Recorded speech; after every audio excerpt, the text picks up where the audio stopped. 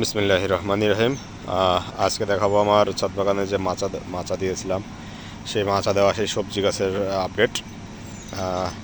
এখানে দেখেন, এখানে একটা মাচা দিয়েছি পাটখড়ি একটা মাচা দিয়েছি কয়েকটা সবজি গাছের জন্যে। তবে এর মধ্যে দেখতে পাচ্ছেন আপনারা যে এপাশে একটা আনার গাছ আছে এবং ওই পাশেও একটা আনার গাছ আছে। তবে দুই পাশে দুইটা আনার গাছের মধ্যে আমি কেন মাচা দিছি, তবে এখানে বিষয়টা খুবই সহজ। তবে শুধু দুই পাশে দুইটা আনার গাছ না, এ পাশে একটা গন্ধরাজ ফুলের গাছ আছে। দেখুন কত সুন্দর কলি আসছে, গন্ধরাজ ফুলের গাছ আছে এবং ও পাশে আছে মালটা গাছ। তবে এখানে কারণটা হচ্ছে, এখানে দেখেন আমার যে সবজি গাছ, এটা অনেকটা ঝিঙের মতো দেখতে। দেখেন সবজি আমার গাছ ধরছে আলহামদুলিল্লাহ। দেখেন অনেকটা ঝিঙের মতো দেখতে, কিন্তু এটা কিন্তু আসলে ঝিঙে না। ঝিঙের মতো একটা জাত আছে, ছোট ছোট হয়, ঝিঙের মতোই দেখতে, কিন্তু সেটা সাইজে খুব ছোট হয়, পটলের মতো সাইজ হয়। ঝিঙের মতো দাগ কাটা হয়।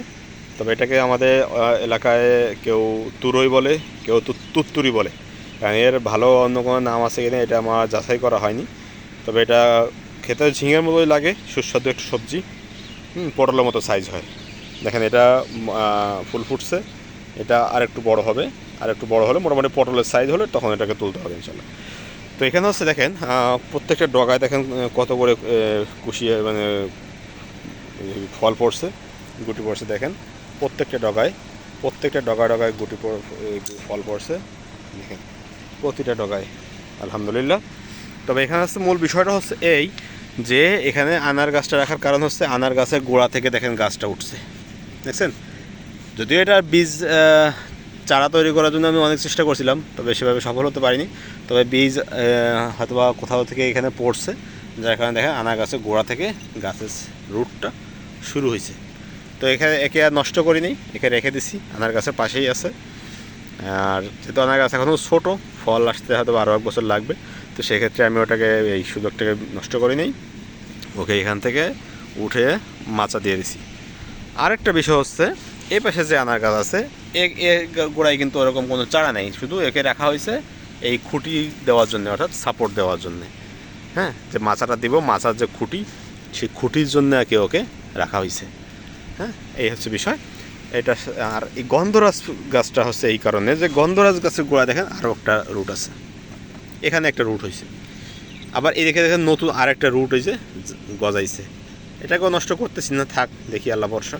তবে এটাও বড় হয়ে কিন্তু এটাও মাচায় উঠছে, যার কারণে এই গন্ধরাজ গাছটা আমার অন্য জায়গায় ছিল, একেও আমি এখানে নিয়ে আসছি এক মাচার তলে, এক মাচার নিচে নিয়ে আসছি, যাতে করে এক জায়গায় ওরা থাকতে পারে, এক জায়গায় থেকে এক মাচায় উঠে এক জায়গায় ফলটা পাওয়া যায়। যার কারণে আমি এই গাছটাকে এক জায়গায় নিয়ে এসেছি এবং এক মাচায় উঠে দিয়েছি। দেখেন আলহামদুলিল্লাহ ভালোই, এটা খুব ভালো একটা সবজি। জানি না কে কে চাষ করেন বা কে কে খেতে পছন্দ করেন বা কেউ এই সম্পর্কে জানেন কি না। এটা আমাদের এলাকায় খুব প্রচলিত এবং খুব পরিচিত একটা জিনিস, পরিচিত একটা সবজি। আপনারা চাইলে এটা অনলাইনে সার্চ করে দেখতে পারেন বা বাজারেও কিনে খেতে পারেন, দেখতে পারেন। আলহামদুলিল্লাহ দেখেন এটা এখন প্রতিটা থোকায় থোকায় কত করে ফুল আসছে, কত করে ফল পড়ছে, দেখেন প্রত্যেকটা থোকায়, ঠিক আছে। এগুলো বড় হবে, বড় হয়ে আস্তে আস্তে ফুটবে। তবে এটা একটা জিনিস কি, এটা হচ্ছে যে বড় হয়, বেশ কিছুটা বড় হয় তারপর ফোটার পরে আর একটু বড় এবং মোটা হয়, মোটা হওয়ার পরে এটাকে তুলে নিতে হয়। এই তো ভিডিওটা কেমন কী লাগলো সবাই একটু জানাবেন। আর হচ্ছে যে আমি ইনশাল্লাহ চেষ্টা করি প্রতিনিয়ত গাছের আপডেট দেওয়ার জন্য, যদিও নিজের অন্য কাজে ব্যস্ততা থাকে, যার কারণে সবসময় দিতে পারি না। তবে ইনশাল্লাহ চেষ্টা করব নিয়মিত দেওয়ার। ধন্যবাদ।